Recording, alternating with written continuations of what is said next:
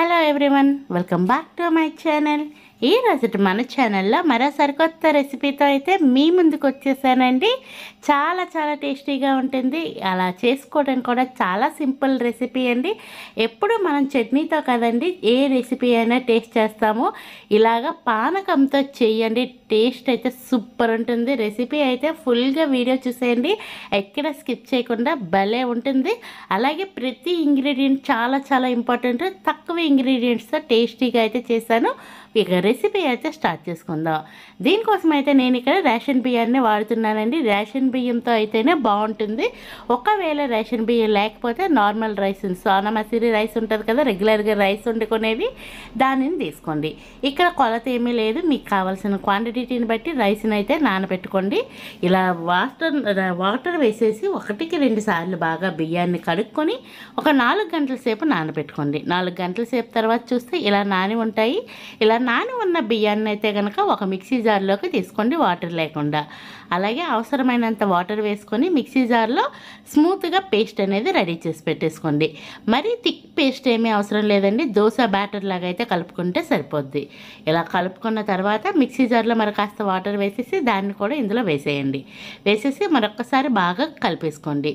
చూపిస్తున్నాను చూడండి, ఈ విధంగా ఉండాలి. మనకి బ్యాటర్ అయితే మరీ థిక్గా ఉండకూడదు, అలా అని మరీ పల్చగా ఉండకూడదు. అలాగే ఇందులో టేస్ట్ తగ్గ సాల్ట్ వేసుకోవాలి. వేసుకొని సాల్ట్ని కూడా బాగా కలిపేసుకోండి. నేను వీడియోలో చూపిస్తున్నాను చూడండి, ఈ విధంగా కలుపుకున్న తర్వాత ఇక్కడ నేను 1 స్పూన్ వరకు అయితే బేకింగ్ సోడా వేసుకున్నానండి. బేకింగ్ పౌడర్ ఉంటుంది కదా, కేక్లో వేసుకుంటాము అది. ఒకవేళ అది అవైలబుల్గా లేకపోతే ఈనో వేసుకోండి. వేసుకొని ఇదంతా లమ్స్ ఏమీ లేకుండా అయితే బాగా కలుపుకోండి. మనం బేకింగ్ పౌడర్ వేసినాక కాస్తంత లమ్స్ లాగా ఉంటుందండి. ఒక్కసారి విస్కర్తో కానీ లేదంటే స్పూన్తో కానీ ఇలా నేను వీడియోలో చూపించిన విధంగా మొత్తం అంతా బాగా కలిపేసుకోండి. ఇలా మొత్తం కలుపుకున్న తర్వాత దీన్ని అయితే కనుక మూత పెట్టేసి ఒక పావు గంట సేపు రెస్ట్ ఇవ్వండి. అలాగే నెక్స్ట్ అయితే కనుక ఒక చిన్న బౌల్ తీసుకొని అందులో అయితే ఒక 1/2 కప్పు వరకు తురుముకున్న బెల్లాన్ని వేసుకోండి. అలాగే స్టవ్ వెలిగించుకోండి. వేసుకొని ఒక పావు కప్పు వరకు వాటర్ని వేసుకోండి. వేసుకొని ఈ బెల్లం అంతా బాగా కరిగే విధంగా నేను వీడియోలో చూపించిన విధంగా కరిగించుకోండి.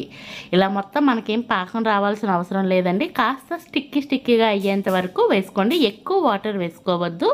అలాగే ఇందులో ఇలా మరుగుతున్నప్పుడే ఒక పావు స్పూన్ వరకు యాలకుల పొడి వేసుకోండి. టేస్ట్ అయితే బాగుంటుంది. అలా యాలకుల పొడి వేసిన తర్వాత కాస్తంత తిక్కిపడేంత వరకు మనకి చేతికి ఇలా టచ్ చేస్తే కాస్త జిగిటగా ఉంటుందండి. ఇలాగ స్టిక్కీగా ఉన్నంత వరకు దీన్ని చేసుకొని దీన్ని కూడా సైడ్ పెట్టేయండి. అలాగే ఒక బౌల్ తీసుకొని చల్లారినాక దీన్ని ఇలా స్ట్రెయిన్ చేసుకోండి. చేసుకున్నాక దీన్ని కూడా ఒక సైడ్ పెట్టండి. ఈ లోపైతే మనకి పిండి బాగా నాని ఉంటుంది. నాని ఉన్న పిండిని మరొకసారి బాగా కలిపేసుకోండి. కలుపుకున్న తర్వాత నేను ఇక్కడ గుంత పొంగనాలు పెట్టుకున్న పాన్ వేసుకున్నానండి. వేసుకొని అందులో ఆయిల్ కూడా వేసేసుకున్నాను, ఒక పావు స్పూన్ చొప్పున. వేసుకున్న తర్వాత గుంత పొంగనాలను నేను వీడియోలో చూపించిన విధంగా అన్నింటిలో ఫిల్ చేసేయండి. ఫుల్గా వేయకండి, కాస్తంత గ్యాప్ ఉండేటట్టు వేసుకోండి.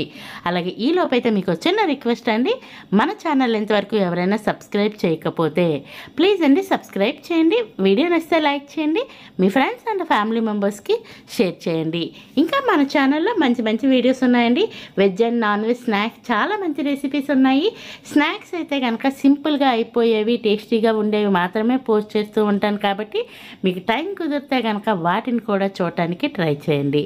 ఇలా అన్నింటినీ ఫిల్ చేసుకున్న తర్వాత మూత పెట్టేసి లో ఫ్లేమ్లో వీటిని కుక్ చేసుకోండి. చూస్తున్నారు కదండి, రెండో వైపు తిప్పవలసిన అవసరం లేదు, చక్కగా కుక్ అయిపోద్ది. ఇలా కుక్ అయిన వాటిని ప్లేట్లోకి తీసుకొని మనం ముందుగా రెడీ చేసి పెట్టుకున్న పానకంలో ముంచుకొని తినండి.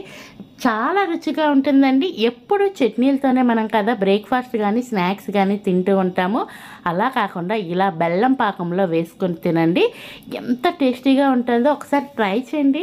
నచ్చితే కనుక నాకు కామెంట్ బాక్స్ ద్వారా కామెంట్ చేయండి, ట్రై చేసినాక రెసిపీ ఎలా వచ్చిందో.